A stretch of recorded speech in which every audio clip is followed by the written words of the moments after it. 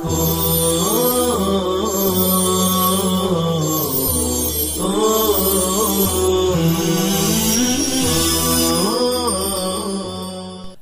اللہ الرحمن الرحیم والصلاة والسلام علی رسول اللہ الامین وعلی آلہ وصحابتہ اجمعین وبعد۔ ترجمۃ الباب ہے الرخصۃ فی السفرۃ عند التزویج، نکاح کے موقع پر سفرۃ الخلوق، کوئی خوشبو زردی لگانا، اظہار فرحت و مسرت اور اعلان نکاح کے مقاصد کے پیش نظر اس کا کیا حکم ہے، اس کو اس ترجمۃ الباب میں ذکر فرماتے ہیں۔ مصنف علیہ الرحمہ اس ترجمۃ الباب کے ذیل میں نقل کی جانے والی روایت کے ذریعے جواز استعمال سفرہ پر بوقت زواج استدلال کرنا چاہتے ہیں۔ اصل میں دو الگ الگ روایتیں ہیں۔ ایک روایت کتاب الزینت میں انشاءاللہ آئے گی کہ نہا رسول اللہ صلی اللہ علیہ وسلم ان یتزعفر الرجال، حضور صلی اللہ علیہ وسلم نے مردوں کو تزعفر، جو اصفر کلر ہوتا ہے، استعمال کرنے سے منع فرمایا۔ اور ابھی جو روایت آ رہی ہے وہ عبد الرحمن ابن عوف رضی اللہ تعالیٰ عنہ کی مشہور روایت ہے، جس میں عبد الرحمن کے کپڑوں پر پیلا کلر لگا ہوا تھا اور حضور نے اسی سے ان کو سوال فرمایا تھا کہ یہ کیا ہے، اور انہوں نے جواب دیا تھا کہ میرا نکاح ہوا ہے۔ تو عند تزویج کی قید لگا کر ایسا لگتا ہے کہ مصنف علیہ الرحمہ تطبیق بین الروایتین سے کام لے رہے ہیں، یعنی آنے والی روایت سے تو پتہ چلتا ہے کہ پیلا کلر جائز ہے، اور کتاب الزینت کی روایت میں باب التزعفر سے ممانعت و نہی ثابت ہوتی ہے۔ آپ حضرات دور حدیث شریف پڑھتے ہیں اور پڑھتے پڑھتے تقریباً 4 مہینے ہونے جا رہے ہیں۔ نسائی شریف کا یہ 77واں سبق ہے۔ ترجمۃ الباب کے ذریعے کبھی کبھی مصنفین و محدثین دفع تعارض کرتے ہیں۔ مزاج اور مذاق محدثین کا سمجھنا ضروری ہے کہ کبھی کبھی وہ ترجمۃ الباب میں کوئی لفظ لا کر تطبیق بین الروایات کرنا چاہتے ہیں، جیسے الرخصۃ فی السفرۃ کے ساتھ عند التزویج کی قید لگا کر ہمارے مصنف اشارہ کرنا چاہتے ہیں کہ بوقت زواج اجازت ہو، عمومی حالت میں ممانعت ہو۔ لیکن یہ مصنف کا اپنا معاملہ ہے۔ اقرب بات محدثین فرماتے ہیں کہ یہ کہہ دی جائے کہ وہ جو سفرہ اور زرد رنگ سیدنا عبد الرحمن ابن عوف رضی اللہ تعالیٰ عنہ کو لگ گیا تھا، وہ ان کے اپنے قصد سے، اپنے ارادے سے نہیں تھا، وہ ان کی بیوی کی طرف سے لگ گیا تھا۔ ان کی بیوی نے جو کلر لگایا ہوگا وہ بوس و کنار کے موقع پر مواقعت، مباشرت اور مجامعت و لقاء کے موقع پر من جہت زوجہ لگ گیا تھا، وہ خود سے نہیں لگایا تھا۔ لگ جانا الگ ہے، لگانا الگ ہے۔ تو جن روایتوں میں ممانعت آئی اسے لگانے پر محمول کیا جائے، اور یہاں جو ثبوت ہوا اسے لگ جانے پر محمول کر لیا جائے، تو اب کوئی منافات نہیں رہے گی۔ اور بعض حضرات نے اور بھی ایک جواب دیا ہے کہ سفرہ کا استعمال جسد پر ممنوع ہے اور عبد الرحمن ابن عوف کے تو ثیاب پر تھا۔ یہ ایک جواب بھی دیا گیا ہے، خاص طور پر مالکیہ جو جواز السفرہ فی الثوب کے قائلین ہیں، انہوں نے یہ جواب پسند فرمایا ہے۔ اور ابو موسیٰ اشعری رضی اللہ تعالیٰ عنہ کی روایت بھی اس سلسلے میں آئی ہے کہ لا يقبل اللہ صلاة رجل فی جسدہ شیء من خلوق، اخرجہ ابو داؤد۔ اس کا مفہوم مخالف دلالت کرتا ہے کہ جسد پر ممنوع ہے، ما عدل جسد پر یہ وعید وارد نہیں ہوگی۔ امام ابو حنیفہ، امام شافعی وغیرہ تو کپڑے پر بھی استعمال السفرہ کو منع فرماتے ہیں اور ان احادیث صحیحہ سے استدلال کرتے ہیں جن میں خلوق، تزعفر، سفرہ وغیرہ لگانے کی ممانعت آئی ہے۔ تو اب ہماری اس روایت کا کیا کریں گے جو ترجمۃ الباب میں آ رہی ہے کہ حضرت عبد الرحمن ابن عوف پر ردع ای اثر من زعفران تھا، تو اس کے بہت سے جواب دیے گئے ہیں۔ یعنی روایت عبد الرحمن، قصہ عبد الرحمن جو دلالت کرتا ہے استعمال سفرہ کے جواز کے باب میں، اس کے کئی ایک جواب دیے ہیں۔ ہم آپ کو 7 جوابات دیتے ہیں۔ نمبر 1، قبل النہی پر محمول کیا جائے گا۔ نمبر 2، اثر السفرہ جو عبد الرحمن ابن عوف کو لگ گیا تھا وہ ان کی بیوی کی طرف سے لگا تھا، ان کا مقصود نہیں تھا۔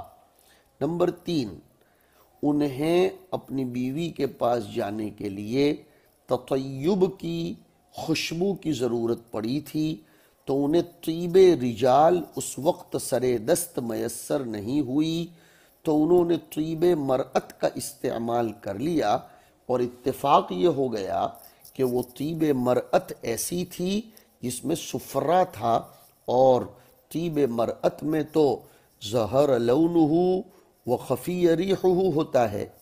نمبر 4، وہ یسیر تھا، تھوڑا سا تھا، اسی لیے تو وہ علیہ ردع من زعفران فرمایا گیا، اس کا اثر تھا، نہ کہ وہ اتنا زیادہ تھا، اس لیے بھی رسالت مآب صلی اللہ علیہ وسلم نے انکار نہیں فرمایا۔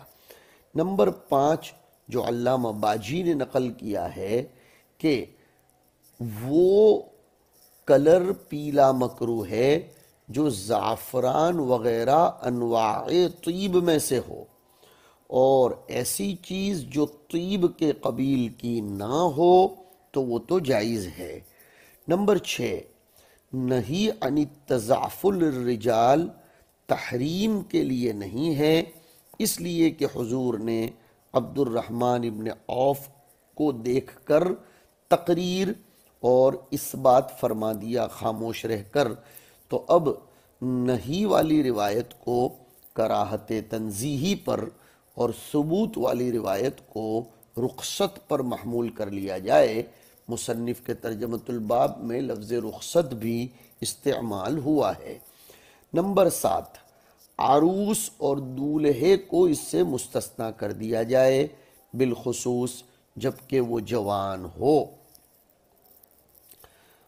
نوجوانوں کو اپنے ایام عرس میں اس کی اجازت دے دی جائے۔ شروع اسلام میں اصل میں جو شخص نکاح کرتا تھا وہ ثوب مصبوغ پہنتا تھا اپنے زواج کی علامت کے طور پر، تاکہ اس کے ولیمہ عرس پر اس کی اعانت کی جائے۔ بہرحال یہ چند جوابات ہیں جن کے ذریعے تطبیق بین الروایات ہو جائیں گی۔ روایت سنیے۔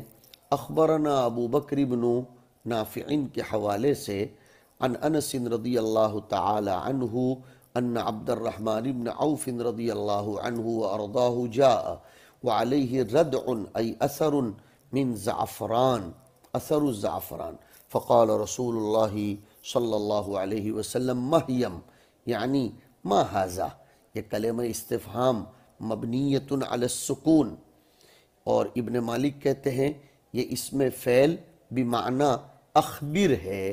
تو یہ دونوں باتیں ہیں، یہ کیا ہے یا مجھے بتائیے۔ قال، حضرت عبد الرحمن نے جواب دیا تزوجت امرأة قال وما اصدقت قال وزن نواة من ذهب قال اولم ولو بشاۃ۔ اس روایت پر اس سے پہلے بھی کلام ہو چکا ہے۔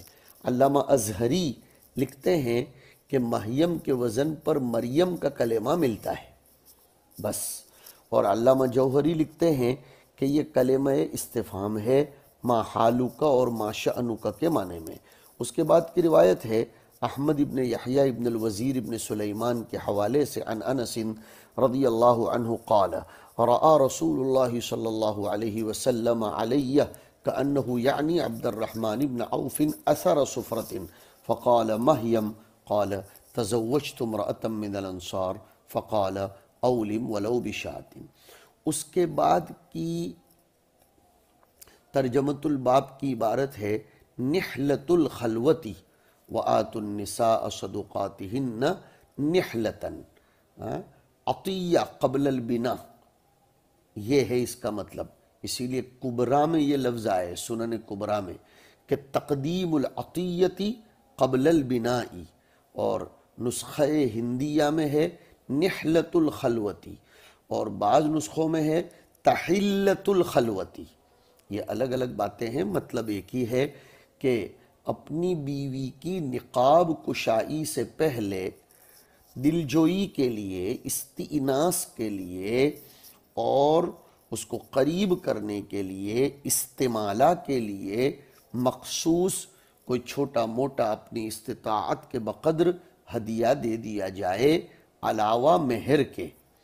تو تحلۃ الخلوہ ہو تو پھر اب ترجمہ ہوگا تحلیل الرجل الخلوۃ بزوجتہ بدفع شیء مما تسر ای المرأۃ بہ، مخصوص اسپیشل گفٹ، سرپرائز اپنی بیوی کو رات میں ملاقات سے پہلے دینا مہر کے علاوہ۔ اور نحلتن ہو تو الشیء الذی یجعل الخلوۃ بالزوجۃ حلالا، نحلتن ہو تو بمعنی عطاء، تو تحلتن کا معنی الگ ہوگا، نحلتن کا معنی الگ ہوگا، لیکن مفہوم ایک ہی ہوگا۔ نحلتن یہ اور نحلتن دونوں پڑھا جاتا ہے عطاء کے معنی میں۔ نحلت فلانا شیئا ای اعطیتہ، صداق بھی عطیہ ہے اللہ کی طرف سے عورت کو۔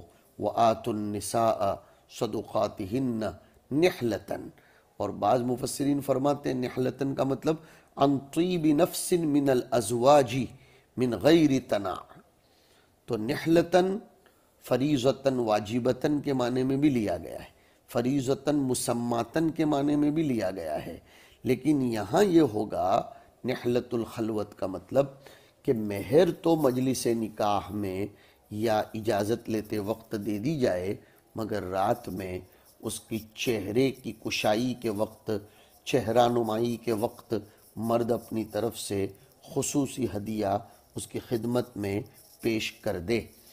اخبرنا عمرو بن منصور کے حوالے سے عن ابن عباس رضی اللہ عنہما ان علی قال تزوجت فاطمة رضی اللہ عنہ فقلت یا رسول اللہ ابنی بی بنا یبنی،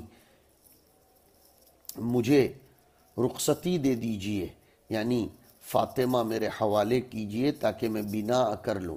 قال اعطیہا شیئا، فاطمہ کو کچھ تو دے دو۔ قلت، حضرت علی فرماتے میں نے عرض کیا ما عندی من شیء، میرے پاس تو کچھ بھی نہیں ہے۔ قال فأین درعک الحطمیہ، تیری حطمی زرہ کہاں ہے؟ قلت ہی عندی، میں نے عرض کیا میرے پاس ہے۔ قال فاعطیہا ایاہ، دیکھو حضرت فاطمہ رضی اللہ تعالی عنہ سے حضرت علی کا نکاح ہوا حضرت عائشہ کے ساتھ حضور کی بنا کے 4.5 مہینے کے بعد سن 2 ہجری کا واقعہ بتلایا جاتا ہے۔ اس وقت حضرت فاطمہ کی عمر 15 سال اور 5.5 مہینے کی تھی، یعنی تقریباً 15.5 سال، اور حضرت علی رضی اللہ تعالیٰ عنہ نے حضرت فاطمہ کے انتقال تک کوئی دوسرا نکاح نہیں فرمایا۔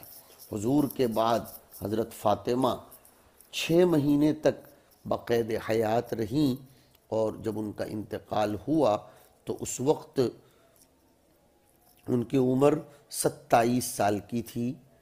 سب سے پہلے حضور اکرم صلی اللہ علیہ وسلم کے گھرانے میں حضور کے بعد انتقال کرنے والی حضرت فاطمہ تھی۔ حضرت علی نے ان کو غسل دیا، رات کے وقت ان کو دفن کر دیا گیا۔ حضرت علی فرماتے ہیں یا رسول اللہ ابنی بھی ای اجعلنی بانین بہا، بنا دخول بالزوجہ کو کہا جاتا ہے، اور دخول بالزوجہ کو بنا اس لیے کہتے ہیں کہ انسان جب عورت سے شادی کرتا ہے تو کمرہ وغیرہ بنواتا ہے، گھر کی مرمت، تعمیر یا تجدید یا تأسیس کرتا ہے تاکہ اس میں وہ دخول کر سکے۔ اس لیے اب کہا جانے لگا کہ بن الرجل علی اہلہ ای دخل باہلہ۔ حضرت نبی اکرم صلی اللہ علیہ وسلم نے فرمایا اعطیہا شیئا، ان کو کچھ دے دو، کوئی بھی چیز، مہر وغیرہ جو بھی ہو، کثیر ہو قلیل ہو، استعمالت قلب کے لیے۔ حضرت علی نے صحیح کہہ دیا، ما عندی من شیئن، میرے پاس تو کچھ بھی نہیں ہے، من زائدہ ہے تاکید قلت کے لیے، کچھ بھی نہیں ہے کا مطلب زائد علی الحاجت اللازمہ نہیں ہے، یہ مطلب نہیں ہے کہ کچھ بھی نہیں تھا، ملابس، طعام، بیت، ورنہ اعتراض ہوگا کہ اگر کچھ بھی نہیں ہے تو نکاح کیسے کر رہے ہیں۔ حدیث میں تو قید لگائی گئی کہ من استطاع منکم الباءۃ تو فلیتزوج، اور ومن لم یستطع فعلیہ بالصوم۔ تو معلوم ہے، یہ بات معروف ہے کہ اشیاء لازمہ، حوائج لازمہ وہ تو حضرت علی کے پاس تھیں، ورنہ وہ نکاح ہی کیسے کرتے اگر کچھ بھی نہ ہوتا، اس سے زیادہ نہیں تھا۔ تو حضور اکرم صلی اللہ علیہ وسلم نے دریافت فرمایا فَأَيْنَ دِرْعُكَ الْحُطَمِيَّةُ، تو تیری وہ حطمی زرہ کہاں ہے؟ حطمی حطم سے، نہایہ فی غریب الحدیث والے نے لکھا کہ التی تحطم السیوف ای تکسر السیوف، ایک قول۔ دوسرا قول یہ بھی لکھا گیا ہے کہ یہ قبیل عبد القیس کے بطن کا نام ہے حطمہ، حطمہ ابن محارب کی طرف منسوب ہے، اور وہ لوگ حطمہ ابن محارب کے بطن یہ لوگ زرہیں بناتے تھے، اس لیے اس کی طرف نسبت کر دی گئی کہ وہ حطمی زرہ کہاں ہے۔ میں نے عرض کیا میرے ہی پاس ہے، فرمایا سرے دست فوری طور پر ابھی اسی کو دے دو۔ اہل علم کا اختلاف ہے کہ دخول بالزوجہ قبل تقدیم الشیء، مہر وغیرہ، کیا اس کا کیا حکم ہے؟ یعنی کوئی بھی چیز دیے بغیر عورت کے پاس دخول کا حکم کیا ہے؟ ابن قدامہ مغنی میں لکھتے ہیں کہ دخول بالزوجہ قبل اعطائها شیئا جائز ہے، چاہے مفوضہ ہو یا مسمى لہا ہو۔ یہی قول سعید ابن مسیب، نخعی، ثوری اور امام شافعی کا ہے۔ ابن عباس، ابن عمر، زہری، قتادہ، مالک وغیرہ کہتے ہیں کہ وہ دخول نہیں کر سکتا جب تک کہ اس کو کچھ نہ کچھ نہ دے دے۔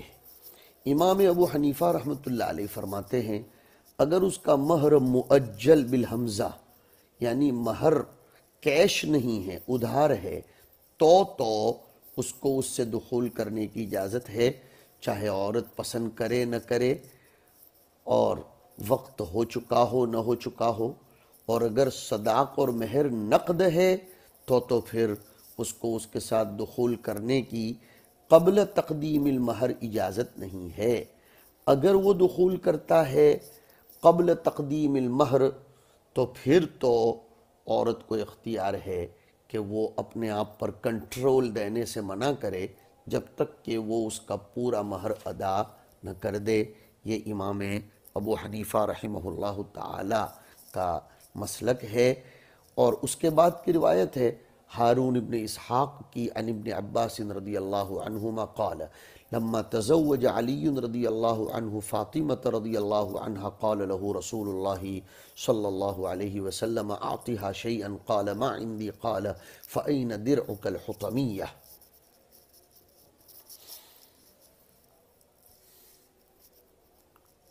وصلی اللہ علی النبی الکریم۔